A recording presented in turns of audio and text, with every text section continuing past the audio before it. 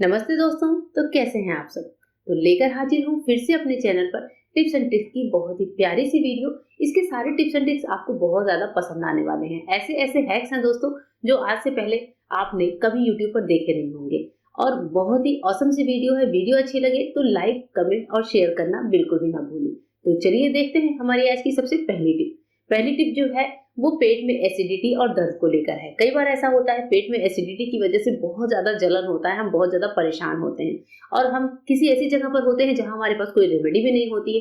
तो ऐसे टाइम पर आपको क्या करना है, अपने दोनों हाथों को इस तरह से खोलना है, आमने सामने दोनों हाथों को इस तरह से अच्छे से रब करना है। आप जैसे ही रब करते जाएंगे 1 से 2 मिनट आपको ये काम करना है दोस्तों। जैसे ही आप दोनों हथेलियों को आपस में रगड़ेंगे आप देखेंगे कि आपके पेट में जो एसिडिटी है, जो जलन है, वो हल्की हल्की सी शांत होने लगी है। ये है तब काम आएगा जब आप किसी इमरजेंसी में फंसे हो, आपके पास कोई दवाई नहीं है, कोई हेल्प नहीं है। तो ऐसे टाइम पर ये हमारे जो प्रेशर पॉइंट है ये बहुत अच्छे तरीके से वर्क करते हैं। 1 से 2 मिनट जरूर करिएगा, आपको निश्चित ही रिलीफ मिलेगा। नेक्स्ट टिप में मैंने यहाँ पर लिया है एक परात, और ये परात वो है जिसमें हम आटा वगैरह गूंथते हैं। इसमें सबसे पहले मैं डाल रही हूँ थोड़ा सा सॉल्ट। सॉल्ट के साथ ही बहुत थोड़ा सा पानी हमें ऐड करना है और इस नमक के साथ मिक्स करना है। अब हमारा ये नमक वाला जो पानी है हम अपने पूरे परात में फैला देते हैं। ये काम आपको उस बर्तन में करना है जिसमें आप आटा गूंथते हैं। तो आटा गूंथने से पहले ये जो काम मैं कर रही हूँ यही आपको करना है। इसके बाद से आपको डालना है आटा जो आपको गूंथना है। अब जब हम आटा गूंथते हैं तो आपने देखा होगा कि कुछ लेडीज के हाथों में और जो आटे की थाली होती है उस पूरे में ही आटा एकदम चिपका सा रहता है। उनको बहुत ही प्रॉब्लम होती है कि आटा पूरी थाली में चिपक जाता है और उसको रगड़ रगड़ के साफ करना पड़ता है। तो नेक्स्ट टाइम जब भी आप आटा गूंथे दोस्तों तो आप ये नमक वाला काम जरूर करिएगा। आप देखेंगे कि पूरी जो परात है वो एकदम चिकनी होती है, कहीं पर भी आटा नहीं लगा होता है और इस परात को घिसने में, साफ करने में ज्यादा आपको मेहनत भी नहीं करनी पड़ती। या फिर इस थाली में आप दूसरा कोई काम करते हैं, सब्जी वगैरह कट करने का भी काम कर सकते हैं। इस तरह से हमारे जो टाइम लगता है थाली को साफ करने में वो भी वेस्ट नहीं होता और आटा भी हमारा एकदम साफ और चिकना निकल कर आता है। टिप कैसी लगी जरूर बताइएगा। आइए देखते हैं एक और useful tip. Next useful tip है बिस्किट को लेकर। बिस्किट जब भी लगे कि आपने डिब्बे में डाला है, बिस्किट ज्यादा दिन तक खर्च नहीं होता है, कई बार बच्चे घर में नहीं होते हैं तो बिस्किट हमारी पूरी बची की बची रह जाती है। ऐसे टाइम पर बिस्किट को जब भी आप स्टोर करें ज्यादा दिनों के लिए तो बिस्किट के साथ आपको डालनी है थोड़ी सी छोटी इलायची। जैसे मैंने यहाँ पर एक पैकेट बिस्किट लिया है सनफीस्ट का, तो इसमें मैं यहाँ पर यूज करने वाली हूँ सिंपल 2 इलायची का। हरी इलायची वो होती है दोस्तों जिससे हमारे बिस्किट में बहुत अच्छा सा क्रिस्पीनेस आता है। तो ये जो 2 छोटी इलायची है ये आप बिस्किट के डब्बे में ऐसे ही डाल दीजिए और बस बिस्किट में ढक्कन लगाकर बिस्किट को स्टोर कर लीजिए। जिस भी डब्बे में आप स्टोर करते हैं बस आपको इलायची डालनी है और ये इलायची बाद में हम खाने में भी इस्तेमाल कर सकते हैं। तो बस यहाँ पर आपको ढक्कन लगाकर बिस्किट को स्टोर करना है। बिस्किट जो है काफी दिनों तक क्रिस्पी बने रहते हैं, सीलते नहीं है। और हाँ दोस्तों, कौन सी भी टिप ज्यादा अच्छी लग रही है कमेंट करके जरूर बताइएगा। नेक्स्ट टिप देख लेते हैं। नेक्स्ट टिप है कूड़े की टोकरी को लेकर। हम सब लेडीज क्या करती हैं, मतलब मैं मोस्टली क्या करती हूँ, एक कूड़े की टोकरी जरूर निकालती हूँ जब भी मैं सुबह से अपना किचन का काम स्टार्ट करती हूँ। ये टोकरी जब फिल हो जाती है तो मैं इसे किसी गाय वगैरह के सामने डलवा देती हूँ या फिर कहीं रोड पर किनारे डलवा देती हूँ, जिससे ये कचरा जो है डस्टबिन में जाकर डस्टबिन को गीला कर देता है। तो मैं ये गीला कचरा जो होता है सब्जियों का छिलका इसको अलग ही रखती हूँ। अब क्या होता है, हमने सब्जी काटी, सब्जी छिली, हमने टोकरी को इस तरह से टोकरी पूरी खराब सी हो जाती है। इसके लिए बहुत अच्छा सा उपाय है कि एक छोटी टोकरी ले लीजिए और इसमें पॉलीथीन को इस तरीके से पहना दीजिए। पॉलीथीन जो हमारे पास घर में बहुत सारी होती है, उसके बाद से इसमें जब हम कचरे को रखते हैं, मतलब ये पॉलीथीन लगी हुई टोकरी में ही आप सुबह से कचरा रखना शुरू करिए और जब आपको फेंकना है कचरे को तब आप पॉलीथीन को इस तरीके से साइड साइड से निकालिए और बस इस कचरे को फेंकवा दीजिए। ये तो इससे क्या होगा, हमारी टोकरी को साफ करने का जो एक हमारा काम बढ़ता है वो भी बचेगा, यानी कि हमारा टाइम भी सेव होगा।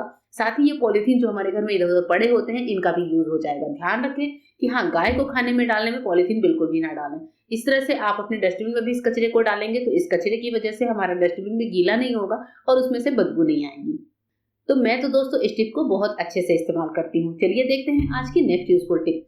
नेक्स्ट यूजफुल टिप है प्रेशर कुकर को लेकर। प्रेशर कुकर में जब भी हम कभी दाल या खिचड़ी बनाते हैं तो उसकी हालत कभी ना कभी तो ऐसी हो ही जाती है, चाहे हम कितने भी टिप्स एंड ट्रिक्स को फॉलो कर लें।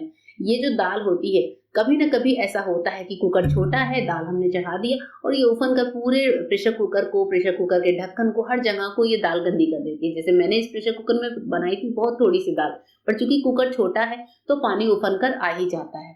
अब ये जो ढक्कन है, इसके साथ ऐसी समस्या होते ही पूरा प्रेशर कुकर खराब हो जाता है दोस्तों।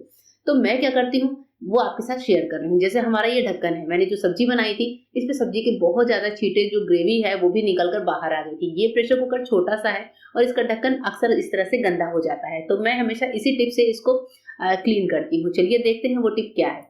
सबसे पहले आप इसके जो गैस्केट है और जो इसकी सीटी है, यानी कि विसल है, उसको अलग कर दीजिए। थोड़ा-सा डिटर्जेंट लीजिए सिंपल, और जो ऊपर-ऊपर की आपकी जो दाल या सब्जी लगी हुई है, उसको पहले आप एक बार क्लीन कर लीजिए।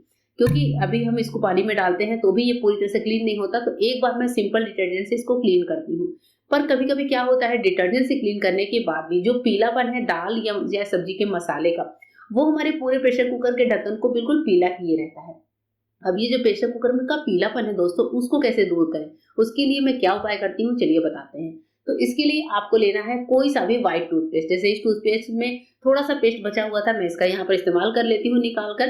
तो थोड़ा-सा पेस्ट हम यहाँ पर लेंगे, और ये जो पेस्ट है, ये इतना मिरेकलस तरीके से काम करता है।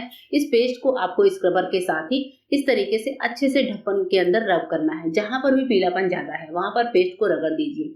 तो बिना किसी मेहनत के आप देखेंगे कि आपकी जो प्रेशर कुकर का ढक्कन है या फिर सीटी है जो पीली हो गई है, या फिर प्रेशर कुकर ही क्यों ना हो, मैं यहाँ पर सिर्फ ढक्कन साफ करके दिखा रही हूँ। तो आप जो है इससे पूरा प्रेशर कुकर भी इस टूथपेस्ट से साफ कर सकते हैं। स्पेशली वो बर्तन हम क्लीन कर सकते हैं जो बहुत ज़्यादा पीले हो गए हैं, और इनको अगर तुरंत ही इस तरह से पेस्ट से साफ कर लें तो ये बाद में बर्तनों पर जमते नहीं हैं। कई बार क्या होता है, लोग इसको पुराना कर देते हैं, मतलब उस टाइम पे साफ नहीं करते, और बाद में क्या होता है, हमारे प्रेशर कुकर से वो दाग निकलते ही नहीं हैं। तो इस तरीके से देखिए पेस्ट को अच्छे से रब करिए, सारा पीलापन निकल जाएगा। मैं यहाँ पर दिखा रही हूँ, देखिए सारा पीलापन निकल चुका है। पानी से वॉश करके भी इस ढक्कन को आपको मैं एक बार दिखाती हूँ, और जहाँ पर ज़रूरत है वहाँ पर आप ब्रश भी लगा सकते हैं। तो यहाँ पर देखिए मैंने ढक्कन को अच्छे से क्लीन किया है। जो इसमें अलग से आपको दाग दिख रहे हैं वो काफ़ी ज़्यादा पुराने हैं, तो वो उसमें लगे हुए हैं, लेकिन बाकी आप देख रहे हैं ढक्कन अच्छे से क्लीन हो चुका है। नेक्स्ट यूज़फुल किचन टिप है दोस्तों, जिसमें मैंने एक छोटे से डिस्पोजेबल ग्लास में थोड़ा-सा राइस लिया है। राइस यहाँ पर मैंने कच्चा लिया है। जो आपके घर में सबसे सस्ती राइस हो, खिचड़ी वाले चावल होते हैं, कोई मोटे चावल होते हैं, उन्हीं का इस्तेमाल करिए। क्योंकि यहाँ पर चावल का इस्तेमाल हम खाने के लिए नहीं, बल्कि दूसरी चीज़ के लिए कर रहे हैं। तो मैंने यहाँ पर इस तरह के ग्लास में चावल लिया है। आपके पास इस तरह का ग्लास नहीं है तो कोई पुरानी कटोरी है, कोई दिया है, उसमें भी ये काम आप कर सकते हैं। अब इन चावलों में जो दूसरी चीज़ मैं ऐड कर रही हूँ दोस्तों, वो है एसेंशियल ऑयल। हमारे पास इस तरह के एसेंशियल ऑयल होते हैं। अगर नहीं है तो कोई बात नहीं, आप किसी अच्छे से परफ्यूम का भी इस्तेमाल कर सकते हैं, जिससे आपको रिलैक्स मिलता हो, या जो परफ्यूम आपको बहुत पसंद हो। 3 से 4 बूंदें मैंने ऑयल की डाली हैं, और अब बस इस ग्लास को लेकर हम क्या करेंगे, इसके बाद हमारे घर में घर के वो कोने होते हैं, या कोई ऐसा रूम होता है, कभी-कभी रूम फ्रेशनर खत्म हो जाता है, या फिर किसी जगह पे बहुत ज़्यादा इस कमरे में स्मेल है अलग टाइप की, तो इस ग्लास को लेकर चलते हैं। जैसे मैं यहाँ पर इस ग्लास को लेकर रखूँगी अपने एडिटिंग रूम में, क्योंकि हम लोग जब भी काम करते हैं, चाहे वो मेल हो या फीमेल हो, तो माइंड का रिलैक्सेशन बहुत ज़रूरी होता है। एक अच्छी सी खुशबू होती है जो हमारे माइंड को तरोताज़ा करती है। तो मैंने भी इसे अपने वर्किंग टेबल पर रखा है, और ये मेरे पूरे रूम को काफ़ी बढ़िया तरीके से फ्रेग्रेंस देता है। तो इस तरह के छोटे-छोटे टिप्स मैं अक्सर करती रहती हूँ पूरे रूम को खुशबू देने के लिए। तो देखिए यहाँ पर मैंने ग्लास को रख दिया है, तो अब हमारे पूरे रूम में खुशबू आती रहेगी। टिप कैसी लगी ज़रूर बताइएगा। मिलते हैं मेरे नए वीडियो में, तब तक के लिए गुड बाय। Thank you.